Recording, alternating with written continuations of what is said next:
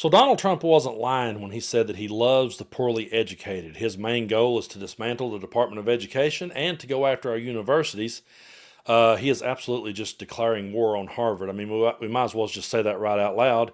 And his followers are going right along with this because every culture war that Donald Trump has ever had them fight for him, he's done so under this idea that it's these elitists that are causing all of this, and we have to fight back against this. So any issue that you're arguing over, it's this Harvard crowd, it's this elite crowd that is causing all of this. And so there's a lot of people that are going to sit back and watch this unfold, and they're going to cheer for it, not realizing just what damage it's going to do to education in the future and where it's going to send America in the world. I mean, how we're going to be viewed around the world. This used to be a place that people wanted to come to get an education, but Trump doesn't want anyone coming here. He wants to keep everyone here, dumb everyone down so that he can control them. And that's pretty much the most basic way that I know to say it. And like I said in a previous video, I know that I went to a poor high school, barely made it out.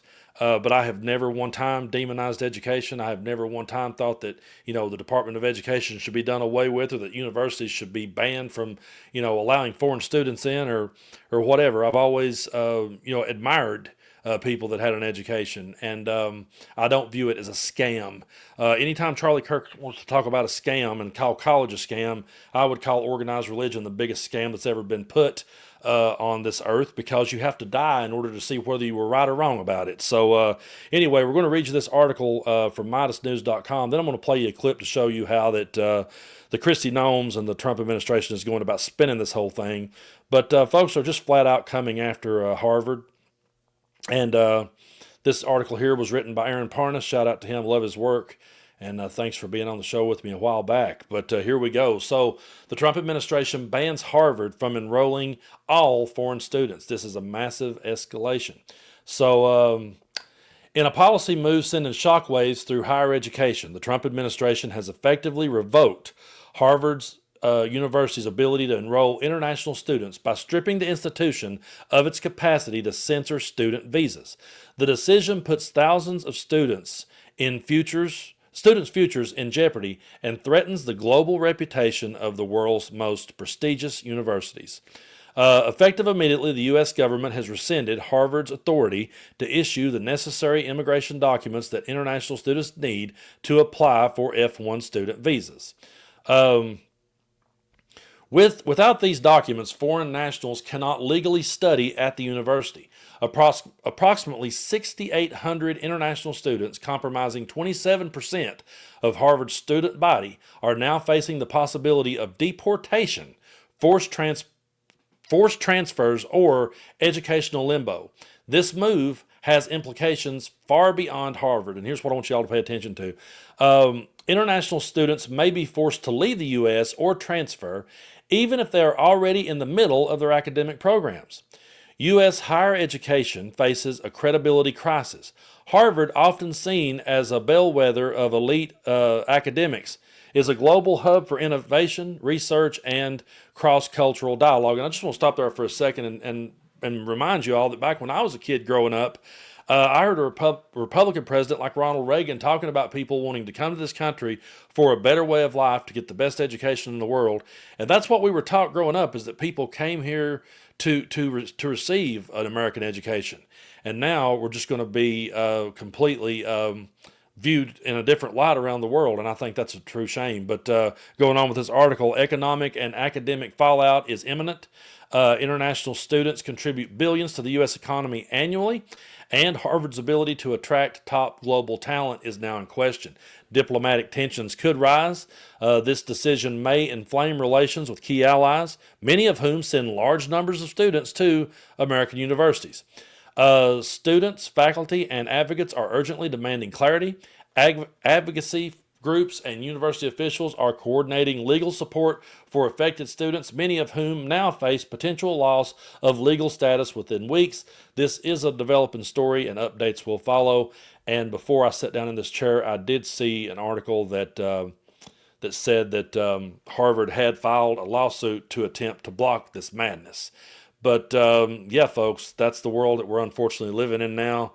And that's why that I sat here and went out of my way. So, I mean, made it a 24/7 job to sit here and try to warn people about the dangers that was headed for us in this administration. But now they're going to try to spin it in another way. They're going to try to put the blame on Harvard. They're going to try to put the blame on people coming into this country. And they're going to try to spin it that, hey, if these people will just follow the law, then everything will be cool. But take a look at the spin that Kristi Noem is trying to put on this one. 18% of Harvard's freshman class this year are foreign. They're foreigners here on student visas. What happens? Where do they go now? What do they do? Yeah, we have given Harvard multiple opportunities to give us the documentation that we've requested to conduct oversight. We've asked them for the backgrounds on students that attend their university, their criminal activity on campus, off of campus, any video or audio footage they have of this violent activity. And they have just simply not complied. This is something that they need to do in order to comply with this program as it was established. And so, unfortunately, all of their foreign students will face the consequences of Harvard's lack of protecting the individuals that go there. So 27% of their students are foreign students, and they will have to find some other university to go to, and hopefully they find one that cares about them and provides a safe environment. So they're spinning this that they're wanting to learn about the students' criminal activities. So it's not just the people coming across the border and taking your job that you won't do yourself. It's not just them that are criminals. Now people coming to this country are being demonized and painted as a criminal. And anytime they say those things, they never bring one shred of statistics to back up anything they're saying. They just know that that type of rhetoric works with their crowd, and they figured out how to play their audience. And they've also figured out how to throw their weight around and threaten other universities. Folks, this isn't just going to stop at Harvard. Harvard is just the biggest one that everyone's focusing on, but Kristi Noem makes it clear here that this is a warning to everyone else. Take a look. Are you now considering similar moves with other universities like Columbia that has allowed Jewish students to be threatened and made unsafe? Absolutely. We are absolutely. This should be a warning to every other university to get your act together. Get your act together, because we are coming to make sure that these programs that you are facilitating an environment where students can learn, where they're safe, and that they're not discriminated against based on their race or their religion.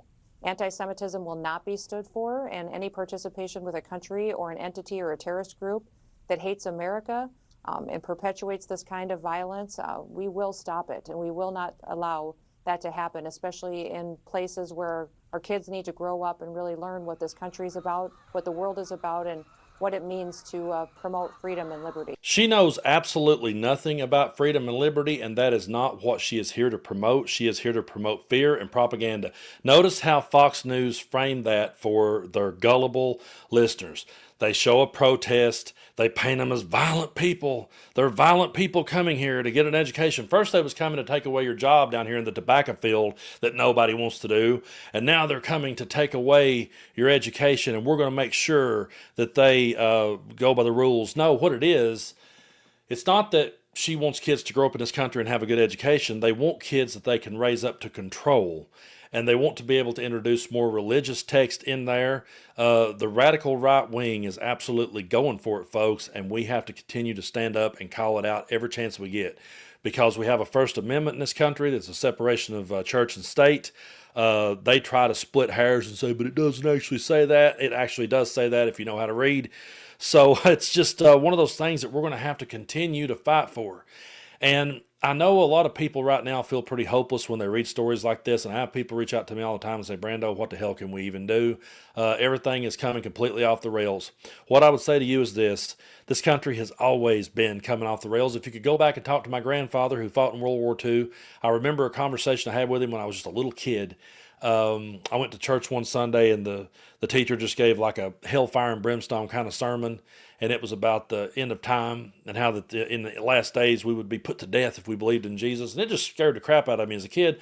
So I went to my grandpa and I talked to him about it, and he told me, he said, there was a time when I was overseas fighting in the war that I thought that was the end of the world, and I looked at Adolf Hitler and everything that was going on, and I was reading the Bible and I was making it fit. And he said, if you'd asked me back then, I'd have thought the world was going to end. He said, I came back home to a country I really didn't even recognize. He said, and then, I made it. I lived to tell about it. Then my brother went off to Korea. Then he came back home, and then I watched my nephews go off to Vietnam. And he said, then we went through we went through the '60s and the '70s, and here we are now. And he said it's always been this way. And I guess that's the only thing I could really say is that we've always been having to fight for our democracy. We've always had to fight for education and fight for the kids coming up.